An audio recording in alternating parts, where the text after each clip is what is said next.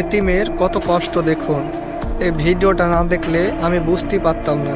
এ সাদিক, তোর আব্বু আসছে ঈদের ছুটিতে নিতে। বন্ধু চল আমাদের বাসায় ঈদ করবি। না রে বন্ধু, আমাকে নিতে আসবে, এখন ঘুমাই। আরে আব্দুল্লাহ কোথায়? হুজুর আব্দুল্লাহ কই? আব্দুল্লাহর বাবা সকালে আসছিল। আসসালামু আলাইকুম। ওয়ালাইকুম আসসালাম বাবা। হুজুর তাহলে যাই, আসসালামু আলাইকুম। তারে নিয়ে চলে গেছে। আচ্ছা হুজুর, আমার চাচা আমাকে ফোন দেয়নি। তারা তো কেউ ফোন দেয় নাই। আচ্ছা দাঁড়াও, আমি একটা ফোন দেই। হুজুর ভালো আছেন? আলহামদুলিল্লাহ ভালো। মাদ্রাসা তো গতকালকে বন্ধ হয়েছে, তো আপনার ভাতিজা তো রইছে, সব ছাত্রই তো চলে গেছে। তার নিতে আসবেন কখন? আমি তো আমার ছেলে মেয়ে লয়ে হিমশিম খাইতেছি। আপনি তার মামার সাথে একটু কথা বলেন। কে? লাবিবের হুজুর?